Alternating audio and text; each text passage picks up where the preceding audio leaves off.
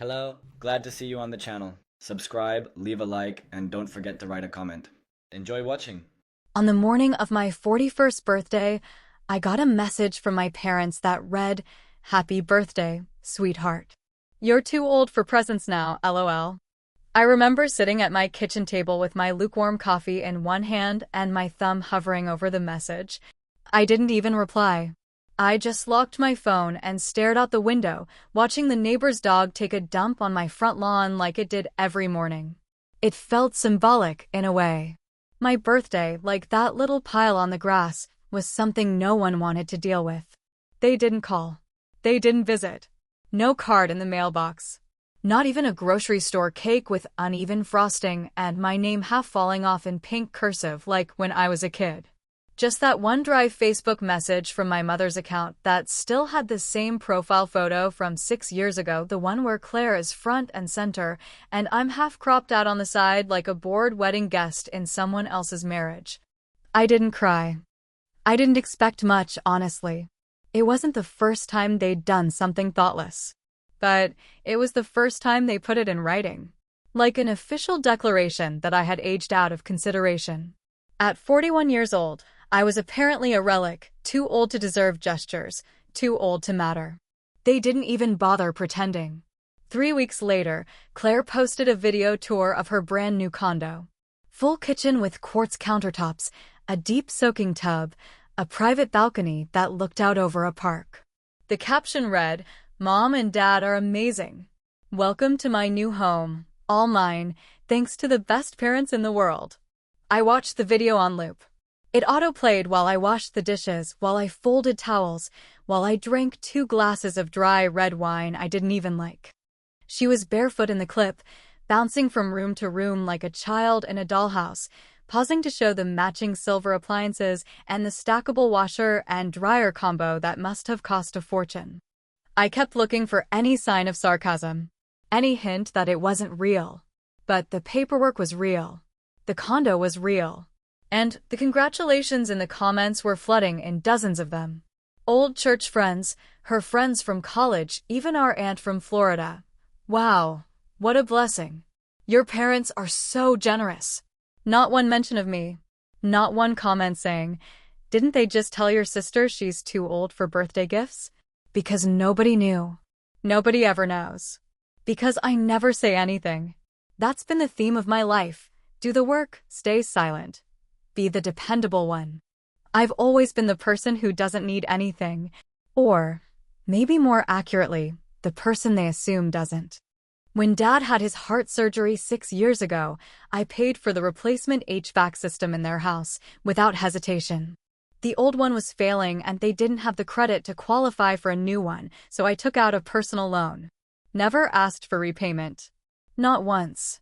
When Mom launched her online home goods store and couldn't figure out how to build a Shopify site, I spent 3 weekends in a row setting everything up: domains, product pages, customer email lists. I was told I was so good with tech. I wasn't. I just read the instructions. I even handled the books for the Family Side LLC, a little rental property business my dad started with me as a silent partner. I did all the taxes, paperwork, state filings, and audits. Never saw a check from it. But again, I didn't ask. "You're the oldest, Maggie," Dad used to say. "We expect more from you. More patience. More understanding. More generosity. Less attention." That was always the unspoken deal. One Christmas, Claire unwrapped a designer bag while I got a set of essential oils. I remember the look on Mom's face, like she genuinely thought I'd be thrilled. Like she expected me to be touched by lavender and eucalyptus, while my sister twirled around the room holding $600 worth of Italian leather. I used to tell myself they loved us the same, just differently. But different is a wide word. Wide enough to fit a condo on one side and a Facebook message on the other. I kept thinking maybe this was some elaborate joke. Maybe Claire had bought the place herself and used the "Mom and Dad bought it" line to get more engagement.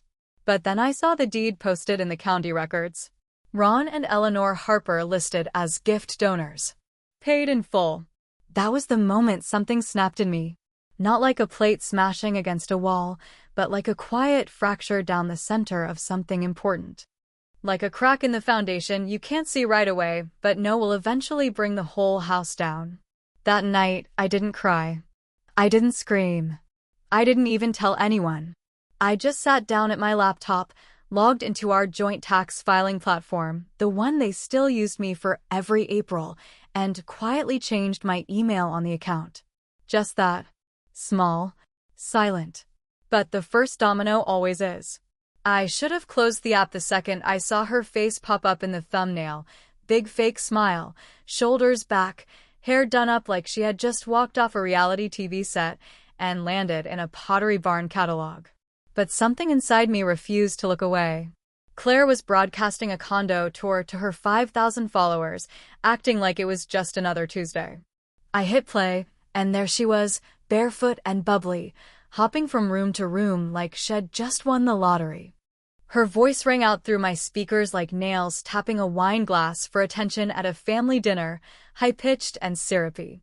Okay, everyone. Guess what? This is my brand new condo, courtesy of the best parents in the entire universe. They always knew I deserved a place of my own. There it was. The word that stuck to the inside of my skull like gum on the bottom of a church pew. Deserved. She deserved it.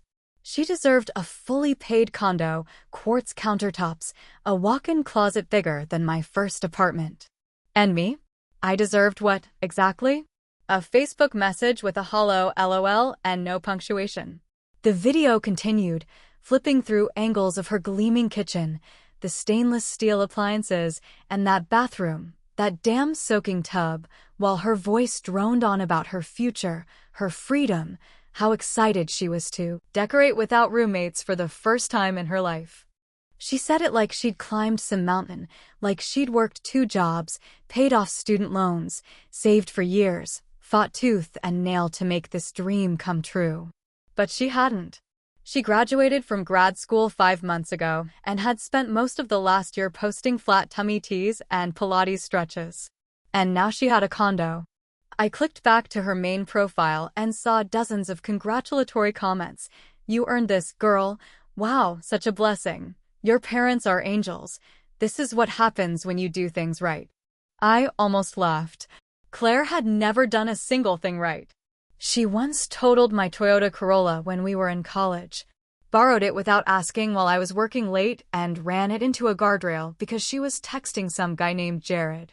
And I, being the responsible older sister, paid the $500 deductible and told Mom and Dad it was just an accident because Claire was sobbing and begging me not to tell them she'd been drinking. That was the story of our lives. Claire did, and I cleaned. Claire cried, and I covered.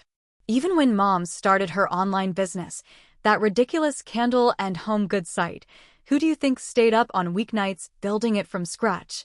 Who figured out how to create product listings, install payment systems, run Facebook ads, and make her entire idea look legitimate enough to sell $500 worth of eucalyptus wax in a week? Me. I wasn't compensated. I didn't ask to be. I was told it was family helping family. And I bought that line for years. Until now. Until I watched my sister beam at a camera while floating through a condo that was handed to her like a party favor. Until I watched my mother comment, "You've earned every inch of that home," under the video. And then it hit me. I didn't feel sad. I felt stupid. And when you feel stupid long enough, you start calculating. Coldly. I opened an Excel sheet. Just something to look at, something that helped me organize the math of betrayal. I listed everything I had done. Not the small things like picking up groceries or watching the dog. I mean the big things. Loans, unpaid work, gifts, mortgage payments I covered when Dad forgot to mail a check. I wrote down the time I paid for their property taxes when they were short 1 year. The year I loaned Claire money for her move to New York, a move that lasted 2 months before she quit and came home. That was $1,200 I never saw again. I looked at that growing list and said to myself, probably out loud, over the years, I've probably contributed around $40,000 to the family business. Maybe even 50. That's like Almost $100,000. The number sat there in my head, wrong but satisfying. Because even if the math wasn't precise, the point still stood. You give long enough without being seen, and it doesn't just make you bitter, it makes you precise. Every late night, every email sent for someone else's benefit, every time I let myself be small so someone else could be big, it all added up. Not to dollars, but to a kind of exhaustion that has no name. So when I closed the laptop, I didn't feel overwhelmed. I felt calm. Like the kind of calm people feel before making a long-delayed appointment or before sending a resignation email that's been sitting in drafts for 6 weeks. Well, I said, to no one in particular, let's start taking that back. And that was the first time I truly meant it. Because no one noticed me when I gave. But they were sure as hell going to notice when I started taking. It started with a list, just a plain document on my laptop titled, "To Reclaim." Not dramatic, not color-coded, not even formatted properly. Just one bullet point after another, typed out during a particularly silent Wednesday evening while the dishwasher hummed in the background and my neighbor's kid practiced scales on his trumpet for the 4th straight afternoon. I had no plan to hurt anyone. I didn't want to ruin anything. That would imply I cared enough to bother. No, this was just about subtraction. Quiet, lawful subtraction.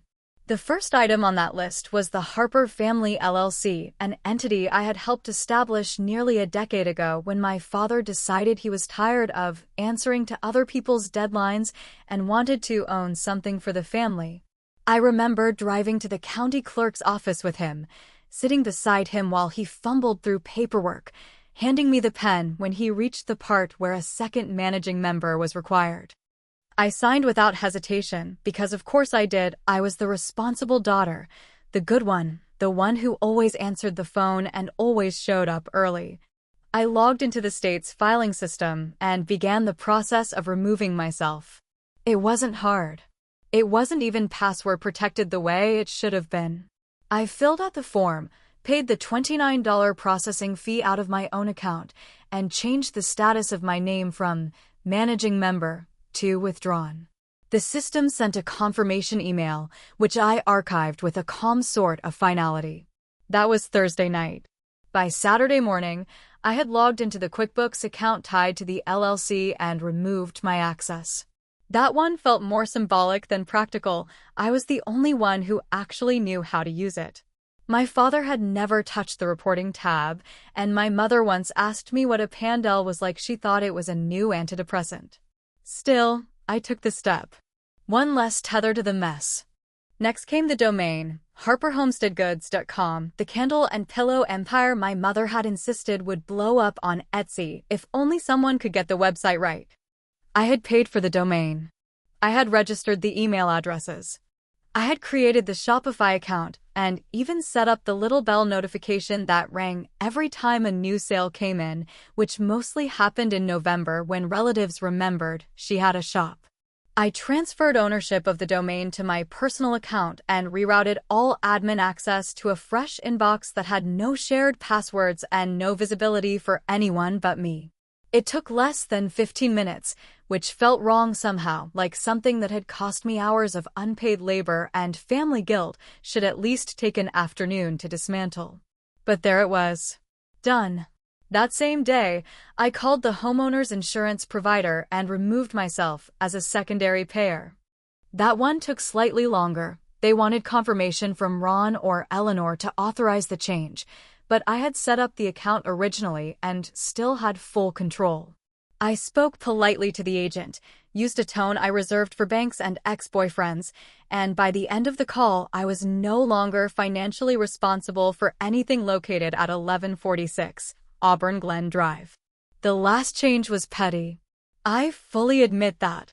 Claire's new condo, the one with the soaking tub and the park view, had a smart thermostat installed, a Nest system I had gifted them the previous Christmas, because I got a work discount and thought, stupidly, that it would make me thoughtful. The Nest account was still under my name, still connected to my Google login, still pinging my phone every time Claire changed the temperature, usually around noon when she got home from yoga. I logged in and deactivated the account entirely. I imagined her standing in her overpriced kitchen, sweating in frustration, wondering why the app said disconnected. A small pleasure, yes, but after 4 decades of being invisible, small pleasures feel like revolutions. Piece by piece, access disappeared. Emails stopped being received. Passwords failed to work. Monthly statements no longer arrived with my name listed beneath theirs. They didn't notice. Not at first. That's the thing about being taken for granted. Your presence becomes so assumed that your absence looks like a glitch instead of a choice. I heard through a mutual cousin that Claire was applying for a home improvement loan to renovate her master bathroom. She wanted a steam shower, apparently, and needed proof of additional household income to get better terms. She had, in her words, structured the condo purchase creatively, which was her way of saying she hadn't technically been the one with the money. My name had been included on the initial financial affidavit, an old income statement my father pulled from the LLC books back when I was still listed. Now, that income was gone. Quietly and legally removed. The bank called it a red flag. Claire called it weird. I called it math. They hadn't reached out yet. I knew they would. But not just yet. They were still figuring out that something had shifted. Still assuming the system was glitching, not realizing the system had simply opted out. The silence was delicious. Like holding your breath underwater and realizing you're not gasping, you're floating. I didn't need to make a statement. I didn't need to send a text or write a scathing email. They would figure it out when they tried to log in. When they needed something I used to give freely. When a form came back incomplete and they had to explain to someone why their daughter wasn't listed anymore. They made me invisible for years. I was just returning the favor. It started with a voicemail from my father, which I let go to inbox before the second ring finished echoing through the kitchen. I had just come back from the grocery store and was unpacking a box of eggs when I saw his name flash on the screen like a message from a version of my life I was already halfway out the door from. I didn't want to hear it. Not yet, but I played it later that night while brushing my teeth in front of the mirror, just to see how it would feel. His voice came through in that half-casual, half-urgent tone he used when pretending he wasn't panicked, but very much was. Mags, it's Dad. Listen, did you change something in the LLC? Claire's loan didn't go through. The bank says there's some kind of discrepancy with the income verification, and they need your signature or something. I don't know, but we're all a little confused here. Just give me a call, okay? He ended the call the same way he always did, abruptly, like he wasn't used to asking for anything and didn't like the way it tasted in his mouth. I listened twice. Then I deleted it. 2 hours later, another voicemail came through. This time it was Mom, and her tone wasn't casual at all. She sounded annoyed, the way she always did when technology failed her, or when the toaster didn't cooperate, or when I didn't immediately respond to a text within her imagined acceptable window of time. Maggie, your mother here. Your sister and I are trying to log into the Nest app, and it keeps telling us the password is wrong or the account no longer exists. Also, the Harper Homestead website is down, and I know you had something to do with it. Can you fix it, please? We have customers waiting and your dad can't access the tax records on QuickBooks anymore. We're not angry, just confused. Call us. I could almost see her blinking into her phone, irritated and mildly offended, the way she always looked when the world didn't align with her plans. I poured myself a cup of coffee I didn't even want and sat down to scroll through my email. That's where I saw the message from my father, subject line in all caps, as if shouting in digital form would break through whatever wall he assumed I had suddenly built overnight. The email was titled, "You owe us a conversation." That was the moment it happened. A quiet detonation behind my ribs, slow and spreading, like something old and crusted finally cracking open. The word "oh" was the match. As if the last 20 years of free labor, quiet compliance, swallowed pride, and logistical support had somehow not cleared my account. As if I hadn't already given them every version of myself they had asked for: the helper, the fixer, the one who shows up early and stays late, the one who calls first, the one who always bends and never breaks. I didn't reply. Claire's voicemail came next, and I waited an entire day before I played it. I knew it would be longer than the others, and I was right. Her voice came through a little shaky, not tearful but on the edge of it, like she had rehearsed this message twice and couldn't quite decide whether she was the victim or the villain. Maggie, I don't know what's going on with you, but this is cruel. I didn't ask them to give me the condo. That was their decision. Why are you punishing me for something I didn't even control? You know they love you, just differently. I mean, you're so independent. You always acted like you didn't need anything, and now it's like you're holding us all hostage for what? For not treating you like a baby? I never asked to be the favorite, Maggie. You're just making this worse for everyone. Call me, please. I played that one twice too. Not because I needed to hear it again, but because I wanted to study how she said the word differently. She said it like it was a compliment. Like it should have been enough. But loving someone differently isn't the same as loving them less out loud. And that's what it always was with me, quiet appreciation, whispered gratitude, obligations disguised as maturity. My needs were never seen because I was too good at pretending I didn't have any. And now they were panicking because the foundation they had always leaned on had finally been pulled out from under their feet. The more I ignored them, the louder they got. Another email from Mom, this time accusing me of being vindictive. A text from Dad that just said, "I'm disappointed in how you're handling this." A final message from Claire with nothing but a broken heart emoji and a screenshot of her loan application marked denied. I didn't respond. I didn't block them either. That would have given them something to point at, a new way to claim victimhood. I wanted them to stew in the silence, not the absence of communication, but the absence of entitlement. Because here's the truth, I didn't owe them anything. Not a callback, not an explanation, not even the courtesy of a reply. I had given them everything for years, my time, my skills, my emotional labor, my money, my quiet. I had paid what was owed, and I had paid in full.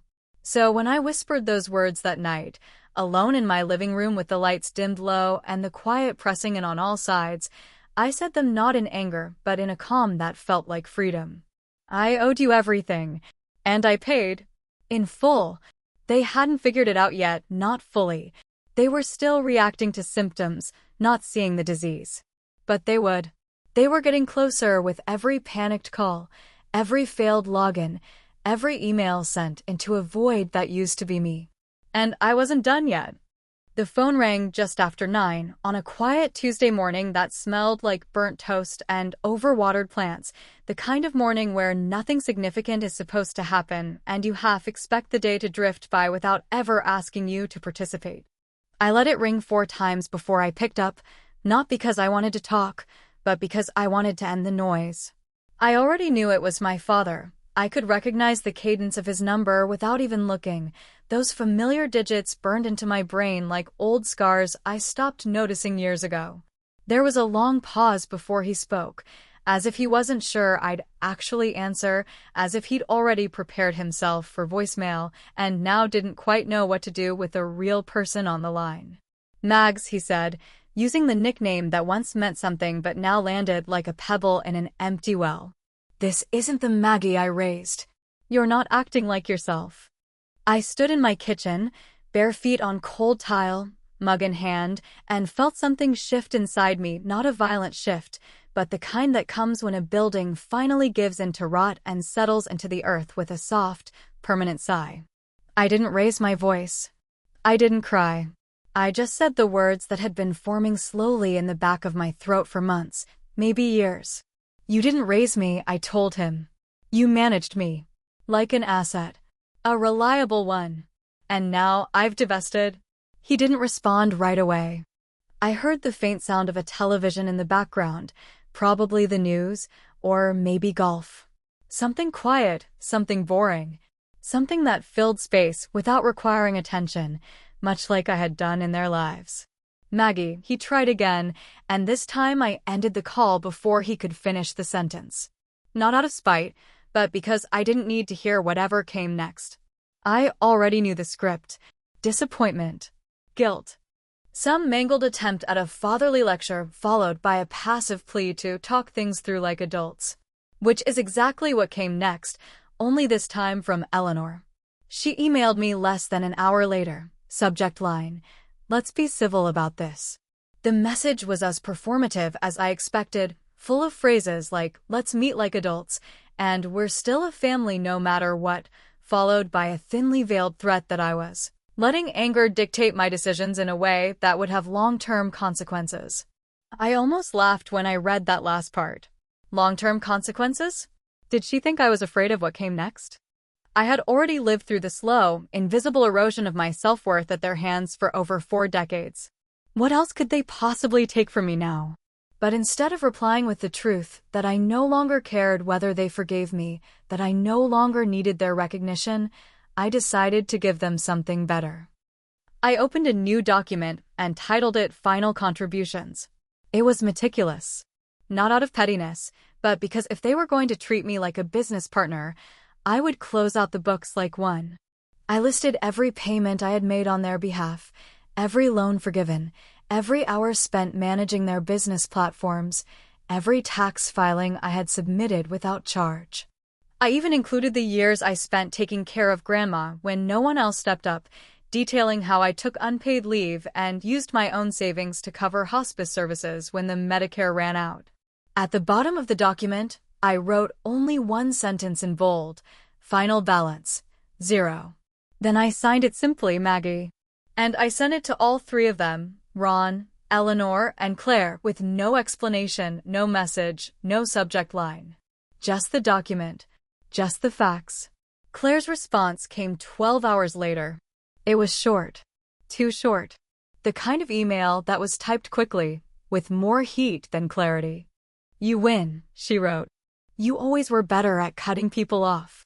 I stared at those words for a long time, not because they hurt, but because they didn't. It was strange how little emotion was left.